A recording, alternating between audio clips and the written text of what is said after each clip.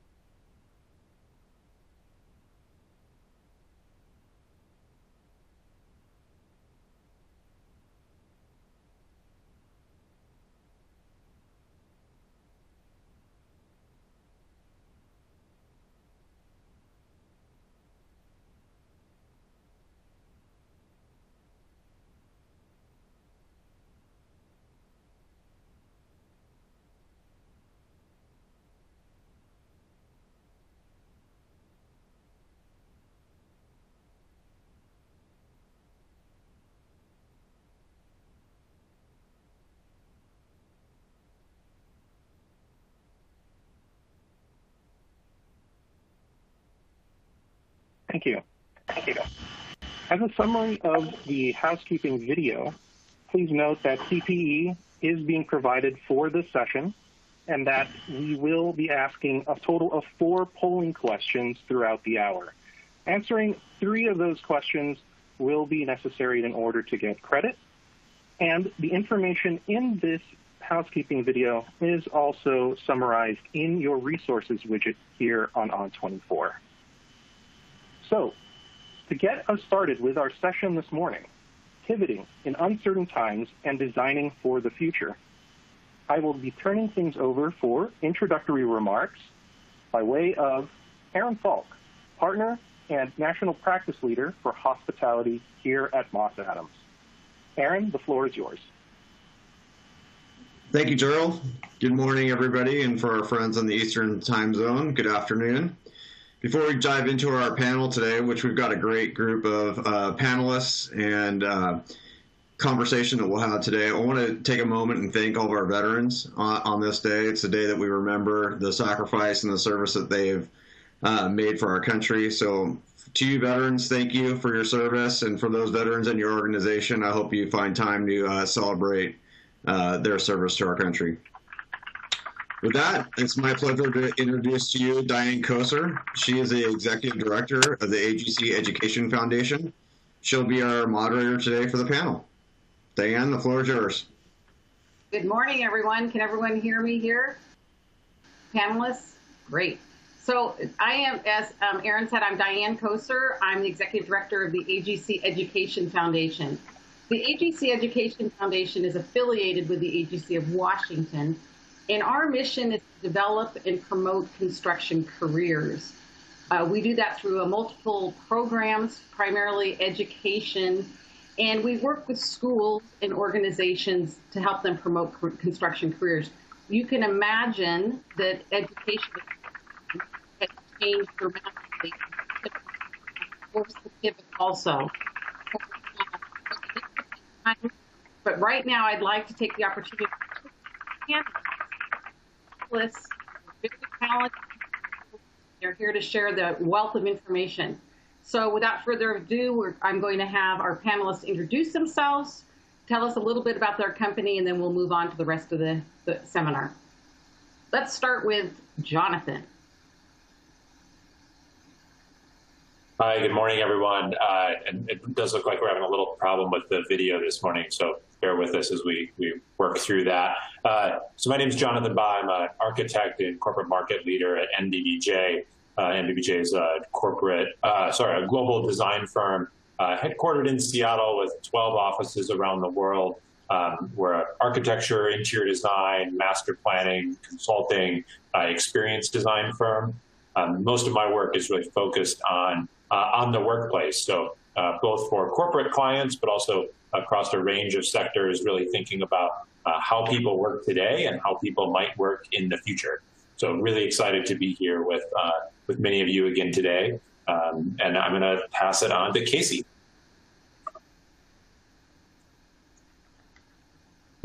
Thank you, Jonathan, and good morning, everybody.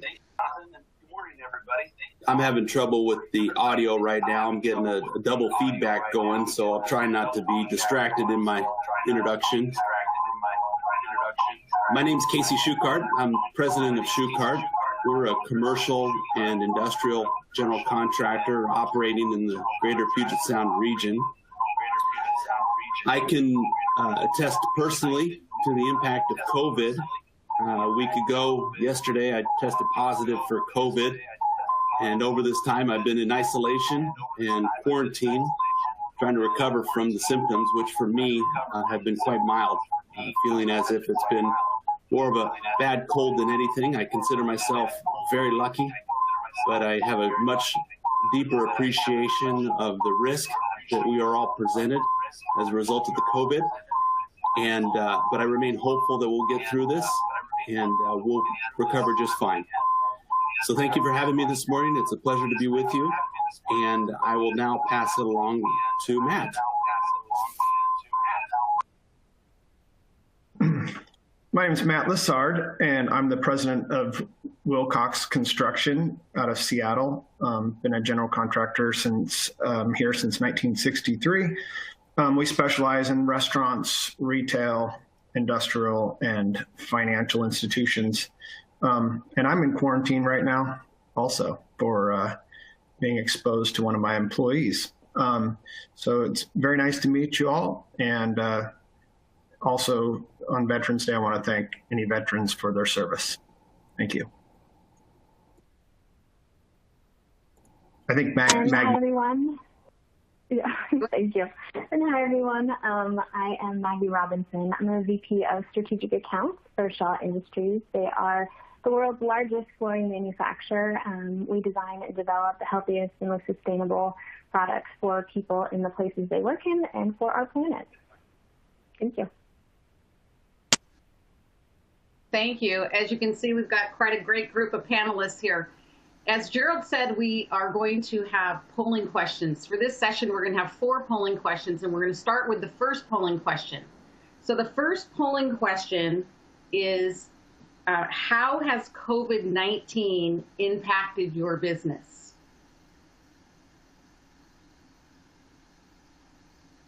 If the options are no impact, minimal impact, we have completely had to pivot our business model. So if you can answer these questions, it'll be very interesting. I find it fascinating that, fascinating might not be the right word, but that of 4 panelists, 2 have been directly impacted by COVID-19 just this week.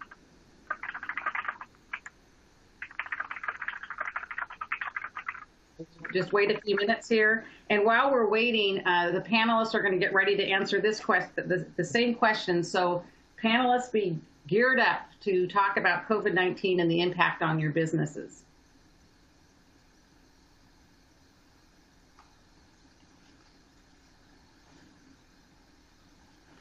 The results of the first polling question have arrived.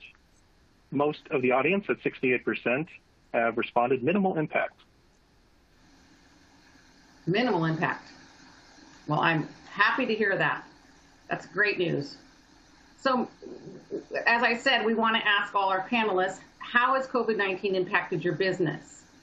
And I want to start with Matt.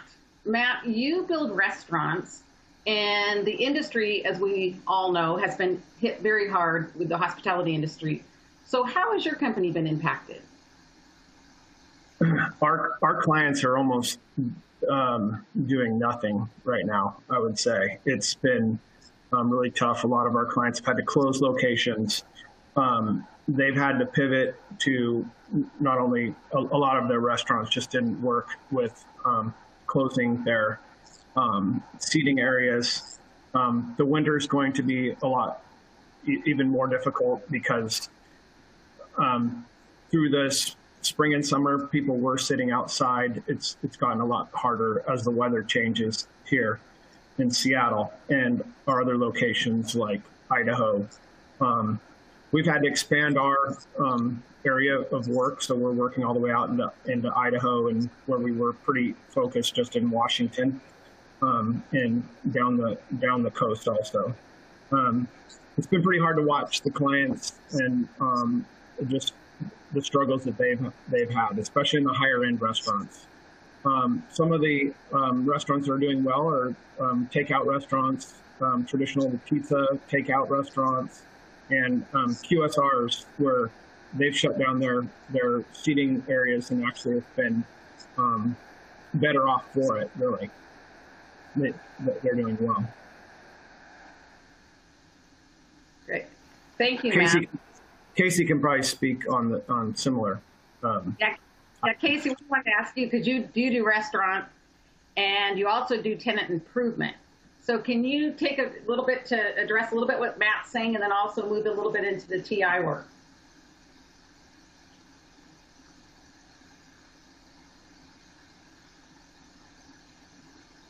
Do we have you, Casey?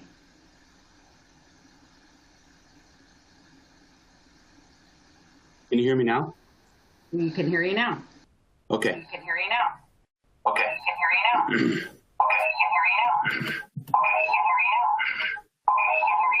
now. I'm having a real problem with my microphone on my end. I'm getting double audio, and I can't seem to switch off of the webcam and still be heard. So apologies, everybody. I'll try my best here to remain focused with this audio glitch I've got. So my answer to the point question was minimal impact, and I kind of did that through process of elimination. The other two answers were no impact, which I can certainly say has not been the case for us. There's been a tremendous impact to our business in that we were shut down. We were shut down for the better part of 2 months, and that had a direct impact on our ability to do business in the field specifically. So we did have an impact. But I can't say that we've had to pivot our business model completely, in that our concern has been more around our ability to return to work. The vast majority of our employees work in the field and have the inability to work from home. So our ability to return to work was really our focus, and we've been able to do that by and large over time. We're not back to where we were going into the pandemic, but we're much closer to that time today. And so as I think about how we've been affected, specifically as it pertains to the business, it's really just looking at how we can safely return our folks to the field so they can put in place the work that we've been hired to do. And therefore, we've had a minimal impact because it's been more of a result of the demand and the governor's shutdown more than anything else. It hasn't required us to pivot our business model away from our core competencies. Thank you, Casey. So let's go to Maggie. So Maggie, your business supplies materials worldwide.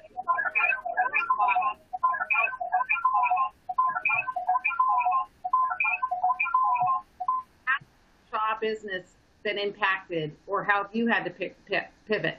And alternatively, what are you seeing from your customer base?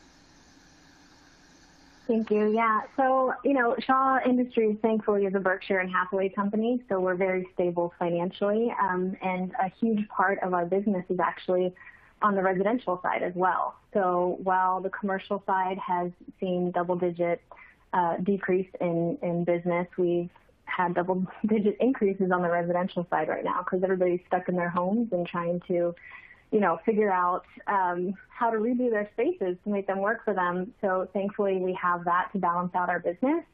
Additionally, what we did as a team and a company is we really looked at helping our dealer partners. We put together programs for them as soon as COVID hit to help them understand all the different government programs and incentives that were out there for small businesses to help keep all of our dealers afloat. For all the design firms we worked with, we also did Mindfulness Mondays where we had meditation or drawing classes for 30 minutes to break up the day to really help our clients cope with what was going on. And when you look at our clients as a whole, the end users we work with, it's been really interesting. It's been different across the board.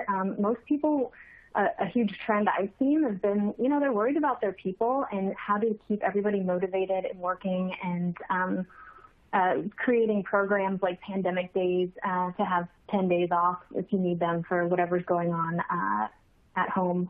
Say the kids are sick or that your kids can't get daycare for the next week. I think that's a huge trend I've seen with a lot of the companies we work with, really focusing on their people and not only their mental health, really making sure that they're all okay during this time.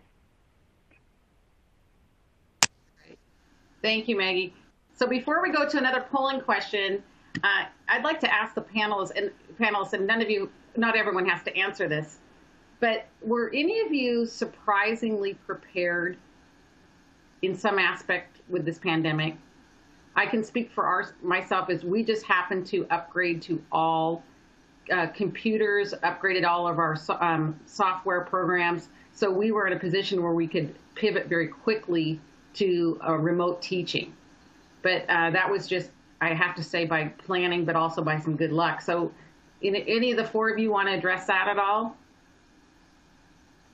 So maybe I'll jump in, Diane. I think what I would say, just from our internal team's perspective, I'm an architect, not an IT person or a finance person, but our operations studio team has just done an amazing job allowing 800 designers to now leave our 12 offices and be working in 800 offices in our homes. As you might imagine, we have some pretty intense software needs and technology needs, and that team, hard to say through late nights and hard work and lots of planning and investment leading up to this point, but we were able to seemingly pivot pretty seamlessly to working remotely from just a sort of technology perspective, which has been really remarkable. At the same time, taking platforms that we were using and sort of testing on a very minor scale and really expanding those across the firm for digital collaboration. So things like Teams that we were just starting to roll out, or some online digital collaboration tools that allow our teams to get as close as we can to replicating that in-person collaborative experience in a digital way. It's been really remarkable to see our design teams take that on, while also our sort of operations teams and IT teams really coming to the table with creative solutions to really help implement some of those changes as well. Thanks, Jonathan. And how, as an architect, how has your client business been impacted? You touched on it. It's a good question too. It's really all over the range, right? Some of our clients have really been accelerating their growth during this pandemic. We're really fortunate that a significant portion of our work is for healthcare clients. And so we've been able to use the amazing skills of our healthcare design teams across the firm to help those amazing first-line responders and caregivers to think differently about how those healthcare systems might need to respond to COVID. And so while we've been able to help them as they're doing that heroic work on the front lines, it's had a big impact on the overall capital investment for those healthcare systems as well. Of course, they're not. They're focusing on the near term, not as much the longer term. Our corporate clients, or where I spend most of my time, are like many of you who are on this call with us, really starting to think about what's next for them in the future of workplace. And I'm sure to touch on that a little bit later. And our commercial clients, it's pretty varied too. There's obviously been, during this, as it says on the screen, these uncertain times, the civil unrest and the uncertainty that exists in many cities across the country has caused people to pause and think differently about what investment in the future might look like. And so in some cases, we have developer clients, in many cases we have developer clients that are really optimistic about the future and are moving ahead with their long-term plans. In other cases, people are pausing to try and understand what some of these uncertainties might mean for the future. Great, thank you, Jonathan. Okay, it's time for polling question number 2. So here we go. So polling question 2 is, what is your comfort level returning to public spaces? So I'm completely fine now. If it's outdoors, I'm fine. Maybe in another 6 months. And no way, I'm waiting for the vaccine. So go ahead, audience, and put in your answers. Starting with this polling question, if you are unable to see it, please go ahead and refresh your browser, and it should display in the main slide view. We have a polling question with 4 answer choices. As Diane mentioned, go ahead and submit them in. Oh, looks like it got advanced, and our results read 40% of the audience responding with, if it's outdoors, I'm fine, is taking the lead.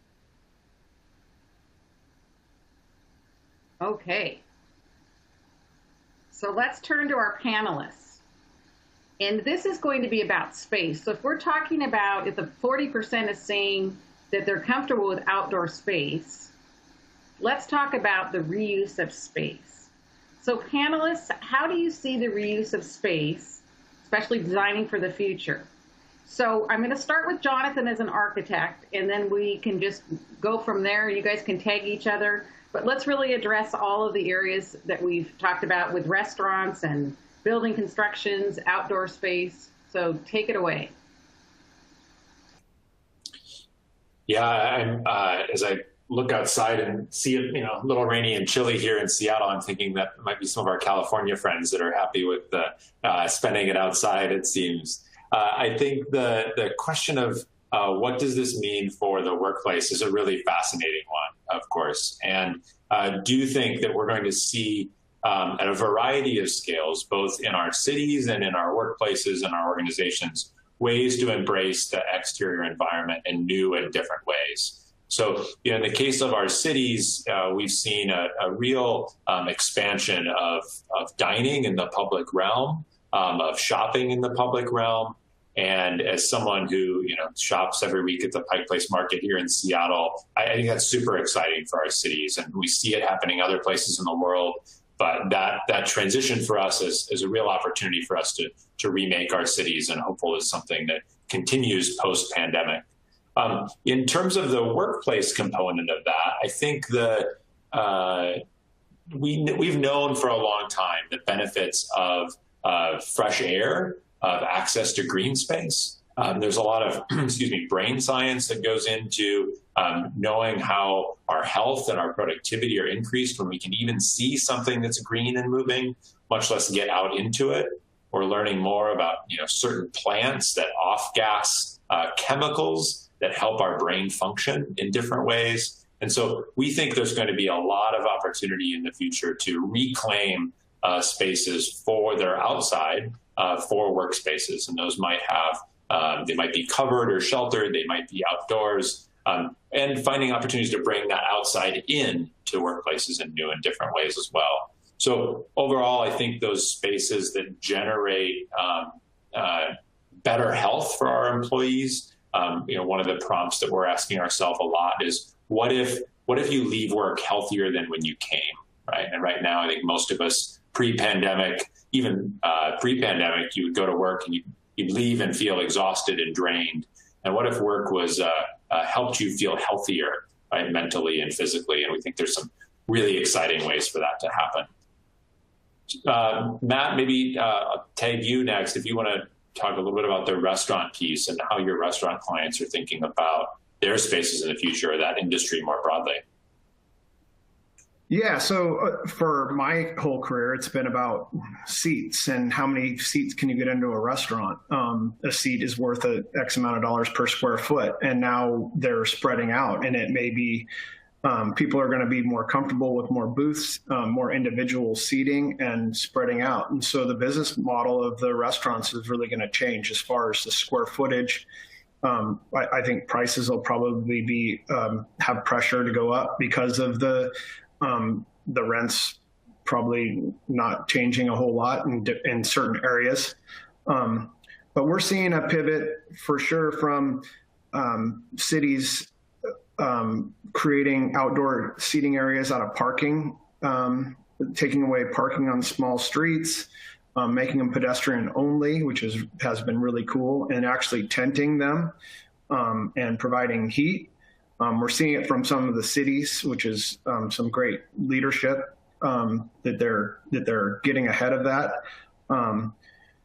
The hard part is the larger areas, and I don't know if everyone else has seen it, but the tenting, and it doesn't look real good in front of these buildings and restaurants, the tents, but it makes people feel more comfortable, definitely, to be outside. And some of the problems that we see, though, like you said, Jonathan, is just different HVAC. It's not necessarily that you're more safe in a tent, especially if there's no air changes. And so I think it'll create another set of problems. We recently cleaned out a warehouse in Edmonds, and we're lending it to one of our clients, an exercise client, and they open the doors and they spread out and do bar classes in there. So it's been a fun way to collaborate with a client and try and help them out, because there's definitely clients helping us out during this time, trying to keep us busy. Okay, Kate, what are your thoughts on this?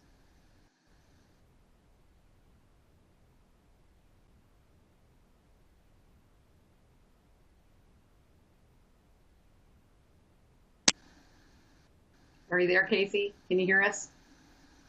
Okay, maybe Maggie, maybe you want to address that. This is the reuse of. Yeah. So, I think I've seen reuse of space in a few different ways. I think people that have existing buildings, they're thinking about their people coming back to the office, and they're thinking, well, now that we know people can really effectively work from home, maybe they only have to come in 2 or 3 days out of the week. And maybe that looks more like the office is now a collaboration space, a space for people to come and meet and have those team meetings where everybody comes together once or twice a week. Also, I think we kind of saw this before COVID, but I think it's been accelerated. People want to work where they live, right? So I see a few different projects that have popped up lately that are more like an old mall that's in a really nice residential area where people love and want to live, and repurposing that into office space. And I'm really excited to see that, because we have all these, massive real estate malls out there that just are kind of going to waste, right? And kind of like an eyesore. So I'm really happy to see that happen. And those have so much space that they also lend themselves to having lots of outdoor space. So I think that's definitely a trend that's going to be accelerated, and I'm excited to see that happen. So I don't know if Casey's back on. Yeah. But I'm sure he wants to weigh in here. Can you hear me now? Yes. Okay, good. I think I tripped up something when I logged back in. Excuse me for that. But I really believe that people need space. we need spaces to gather. It helps us create a sense of community, and that space plays out in many forms, as we all know, whether it's the workplace, schools, home, or otherwise. And that sense of community through that gathering just takes care of our own mental well-being. As we've seen during this pandemic, we've been challenged by the lack of spaces to gather, collect with one another, and really be amongst a community of other members. And that's been a real challenge, and it's played out in our own mental wellness, I should say. Going into the pandemic, what was interesting is that we were having a deep investigation within our own office. Our office is an open work space, and it's served us fairly well, but along the way, we have encountered some challenges, specifically around privacy and also the additional distractions that come with an open work environment. So going into the pandemic, we were starting to investigate ways in which we could create more privacy within our own walls and also add some additional spacing amongst one another. We've since put that plan on hold as we're really trying to understand how the impact of the pandemic may influence some of those changes that we'll contemplate. But what we found is that we do need those spaces. We do need the ability to gather, to be with one another, to create those communities, because all of that plays into our ability to maintain and in a lot of ways enhance the culture that makes all of those places so unique, whether it's your business, your school, your home, or even your friends. It's about culture, and without places, that culture is tough to maintain, and it's even tougher to enhance. And I know we'll get to that later on, but I do believe that those spaces are cherished. We just need to reinvent the way that we participate in those places so that it's effective and also safe for everyone. Diane, maybe if I could just add on to that a little bit. I think that Casey's totally right in terms of the variety of those spaces.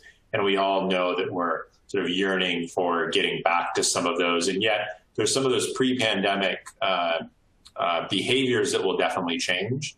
The piece that I want to add on most importantly here is the real challenges that our cities and many of the small businesses and restaurants in our cities are facing.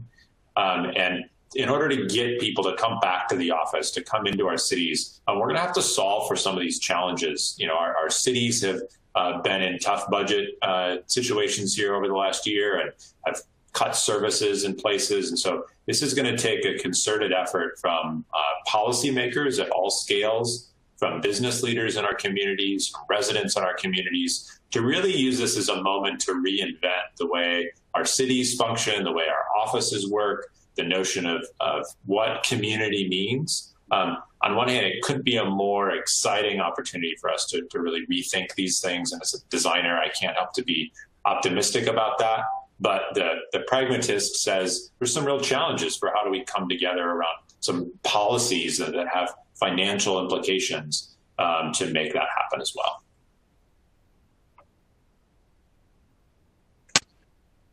Okay, so now, thank you everyone for that. We're going to go on to polling question number 3. So what we've already talked about is we've talked about our impact, we've talked about use of space, and then now we're going to move into innovation and culture. Those are our last 2 sections. So the polling question right now is, have you needed to innovate to stay competitive? So not really, it's business as usual. Somewhat, we have an innovation team in place. So audience, we're anxious to see your opinions.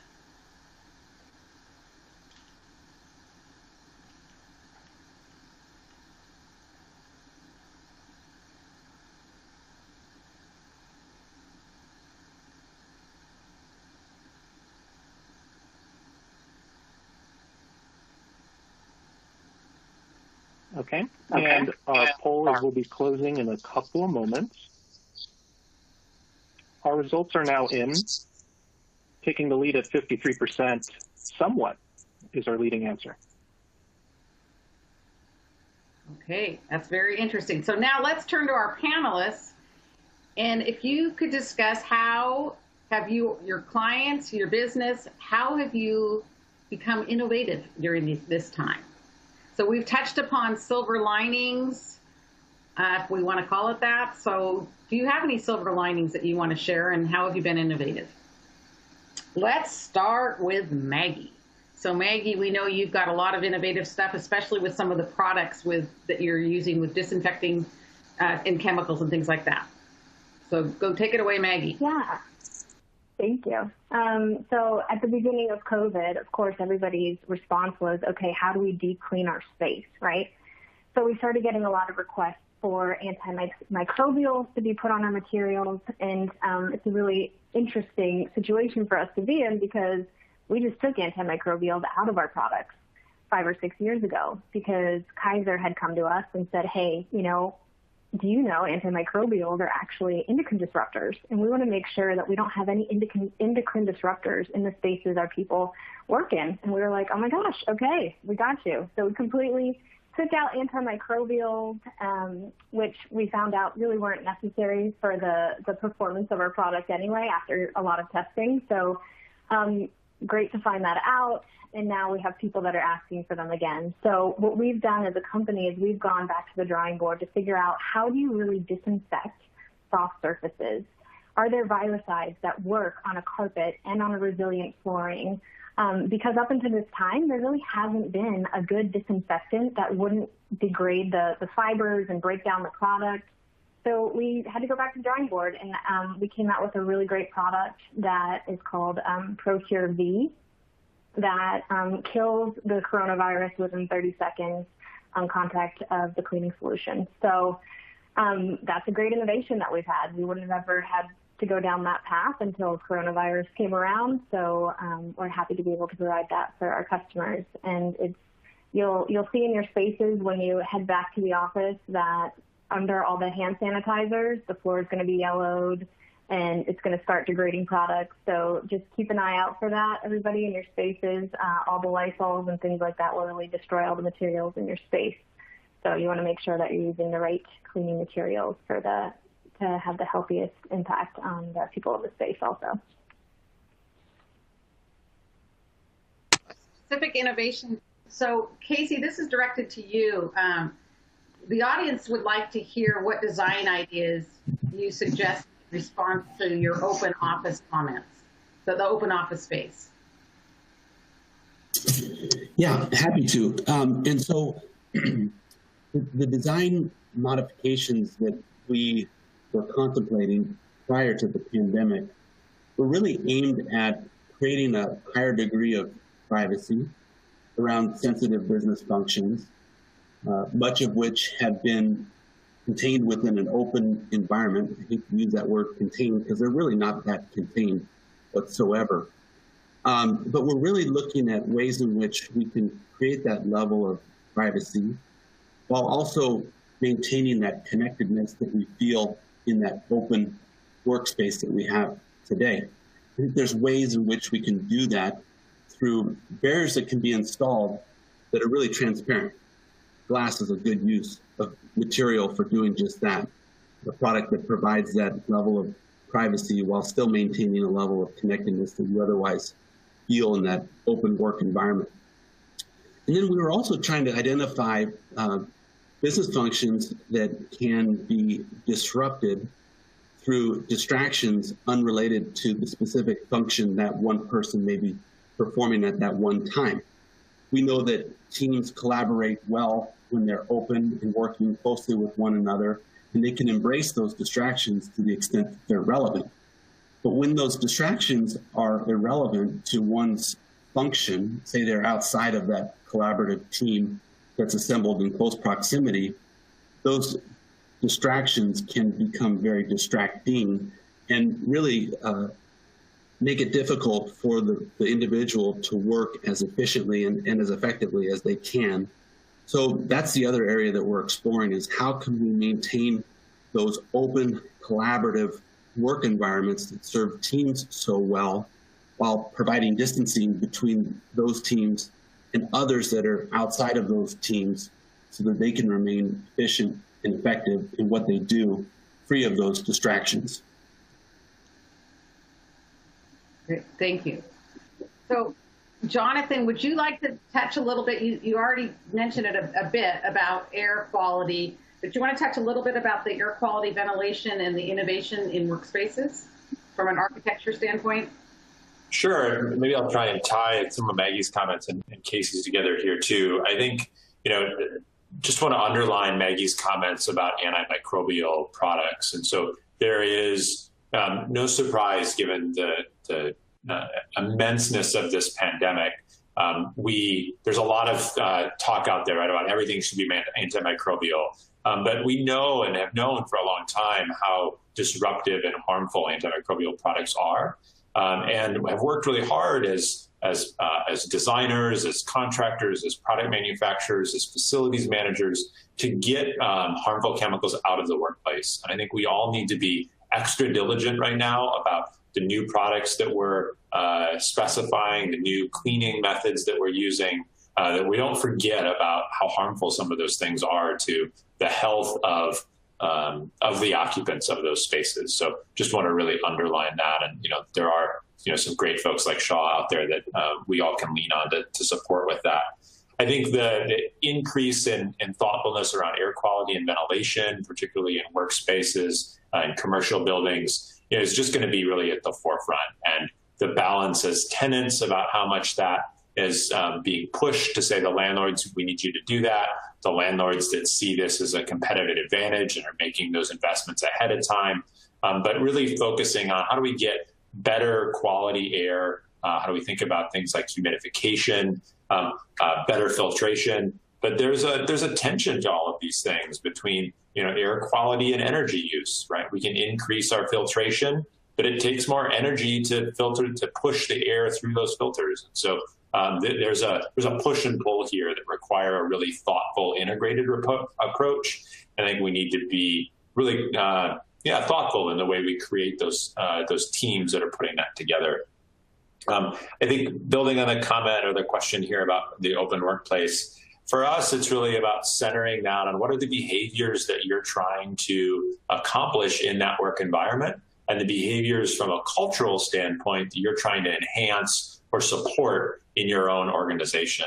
And so as we start to craft those and understand those behaviors, then we can think about what are the impacts. And space is one of those impacts. Obviously, there's big spatial implications for the way we design those spaces. But there's also, people and HR policy impacts to that. There's technology and how are you investing in technology? There's the planet piece, right? And how are those pieces sustainable? And so while that's always been a framework for thinking about the way people work and creating spaces that go along with it, it's absolutely at the forefront now as we realize that those behaviors around the way people work don't all have to happen at their desk that's assigned to them that they use every day, that people are going to want more flexibility, and that employers are going to have to offer more flexibility in the way people work. And so in Casey's example, if noise is the issue and acoustics, well, that kind of heads down focus work that those staff are doing that they were distracted by, maybe they're not doing that in the office as much in the future. Maybe that's happening in their home and teams are really going into the office to collaborate. Well, that totally flips on its head the kind of spaces that you might build out in an office. And that, I think the big piece of that I would just say is that answer is different for every company. And there is no one size fits all to that by any stretch. We do have an audience question, and this one's to Maggie, and they'd like to know what that 30-second product name, what the name of the 30-second product is that you said would work.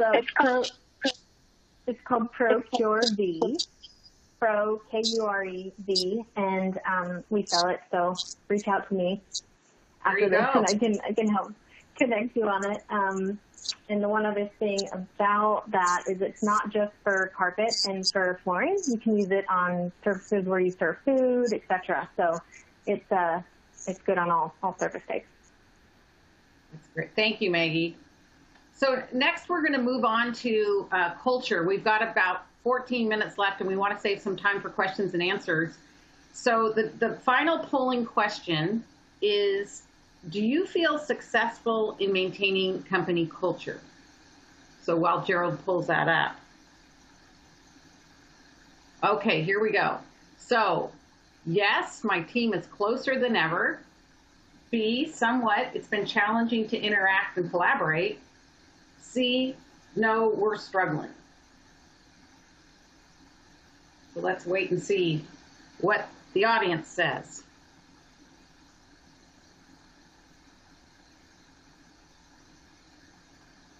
And Matt, we're going to start with you when the results are in. So I know you love to talk about company culture. Thanks, Diane. And someone's going to have to top Maggie's Mindfulness Mondays. I think I need to start using that. Besides your Procure V product, you should sell Mindfulness Mondays, Maggie. All right, our poll has closed, and at 75%, the most popular answer was somewhat. It's been challenging to interact or collaborate. Not a surprise, and that's part of the reason why we saved it for the last topic. So as I said, let's start with Matt. So Matt, do you want to talk about your customer culture and what you guys are doing, and take it away? Yeah, so we've found this to be very, very challenging, both with our clients and with our restaurant clients. They're so busy trying to, save their businesses and to pivot. They haven't had time to really be sitting down and going out for business. Dinners and lunches, which we spent a lot of time doing this in the past. But also with the way everything is, nobody's really comfortable getting together in that way either. So this has been a big challenge, and just the, other than phone calls and Zoom calls, it's been really challenging. Some of our clients are remote, pretty far away, even up to one of my main clients is in Florida, and he's been to the project, once in the last 6 months, where he had to drive from Florida in a motorhome all the way across the United States, and he's probably not going to do that again. So that's been really, really tricky, because you just don't have any FaceTime with the clients like we're used to, and I'm not sure how that will be moving forward, or how that will change until there is a vaccine and we're all more comfortable to get together. As far as employees go, we had weekly meetings, staff meetings, where our entire team got together every week, training for younger folks in our company, and it's been really, really hard to do. We haven't done that.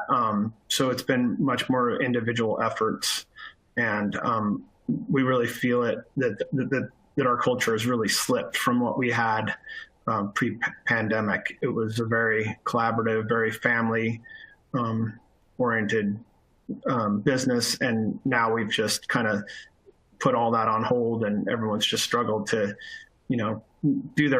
teach their kids and do online school and kind of just keep their family life together. So it's been really tricky, and we haven't solved that yet. And I know we will, but there's not an easy answer, I don't believe. Thank you. And if you were touching on this earlier, do you want to expand, Casey? Talk about Schuchart? Yeah, happy to. And, I think that very similar to Matt's remarks, we're feeling much of the same. And when I think about our company, what makes us competitive, what makes us unique is really the makeup of our people, really the fabric of the company. And so to the extent that our people go, we go.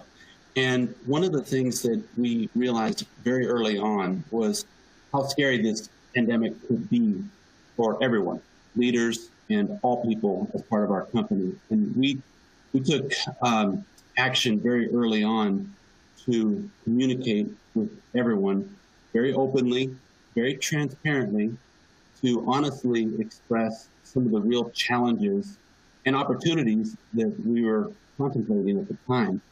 And we believe that through that transparent communication, which was conducted very frequently, we could instill a level of comfort in our people, and that in itself would not just help them, but help our company. But the culture piece has been a real challenge for us. We have a wonderful family-oriented culture, and events that we typically hold, two of which are actually in the summer, where we gather all of our employees, and another where we gather all of our families, were canceled. And we lost those opportunities to really gather with one another, reconnect with members of other families, and there is a loss as a result of that. We took steps to try and reach out to folks that we would otherwise see at those events, deliver small gifts just to let them know that we're acknowledging the loss and trying to help them through this time in ways in which we could. But as we look forward, we're really trying to find a way to reestablish some of those opportunities where we could connect with one another in person as a way to remain connected, but as also a way to maintain and enhance our culture. Great. Maggie, do you want to take a stab at this? Sure. It's a great question because yesterday I just got a box from Shaw with a huge sign that says Shaw some person lives here, with like stakes to put it in your front yard, and a coffee mug and candies and things like that. Shaw's done a really good job at keeping everybody motivated throughout this time, for sure. I think that we also we had a virtual global team meeting, so it's very rare that our entire workforce, our sales team gets together. There's 500 some of us, and we're all across the world because we're a global manufacturer. So it was great to kind of have little skits from each group from around the world, and it almost in a way has brought us all together a little bit more. Even within my immediate team of the VPSAs, we never used to have, honestly, a team meeting. So we started having a team meeting once a month that included some, margaritas or mimosas or something like that, where we could all just hang out and have that kind of collaboration and have that carry on our culture a little bit anyway. So I think for the role that I have, it's definitely helped. When we're looking at our customers, I really feel for those younger students that are just coming out of college. They just graduated. They're going to this new great company, and they're stuck at home working, right? They're not going to get that same level of mentorship or collaboration that you would normally get during this time. So I think companies are probably going to have to be a lot more intentional about having mentorship programs and making sure that all the different age ranges within the organization and different experience levels are having that time to interact. So I think that'll just take a little bit more work on our teams and leaders to make sure that happens post-COVID. And Jonathan, can you tag on to Maggie's comment there about, it sounds like onboarding employees has changed quite a bit. Can you address that? And then anything else that you want to about company culture? Yeah, absolutely. Yeah. I totally echo what Maggie was saying, that, whether it's new employees that we brought on right at the beginning of the pandemic who, we haven't met, they maybe haven't even ever been into the office, or design staff who are younger in their careers, and the design process is one that requires a lot of mentorship and learning and collaboration. And teams are definitely struggling with that right now, right? We're constantly trying to find ways for that to happen. But there's so much of particularly our design process at MBBJ that is inherently collaborative, that requires being together and running into each other and tagging ideas from other teams and being able to just sort of tap somebody on the shoulder with a question that is very difficult in this environment. And so we're, finding new ways for that to happen every day and trying new tools and coming up with new sort of, team processes and dynamics and, what's the right amount of, team check-in meetings for that to happen without, all of us need, the last thing we need is another Zoom meeting, another Zoom check-in, right? But how do we find that balance of connecting and yet being overwhelmed by the connection and the technology? And I wouldn't say that we found the sweet spot, but we're constantly sort of looking for that at a team scale. I think from an overall culture scale, I think it's actually brought us together in some really interesting ways. So as a firm, we've been able to really accelerate our ability to share talent across the firm as time zone and geography becomes less relevant, right? It's much easier for me to collaborate with a designer who's sitting in New York because we're both sitting at home and it's easy to plug into that team. I was on the phone with our London studio this morning, doing some work with them that would have been more difficult because it would have felt like, well, in order to do that, I probably need to get on a plane and go to London, where it turns out, well, actually, maybe I don't need to do that. I can do it with technology. And so we're seeing that piece being brought together, at a team scale.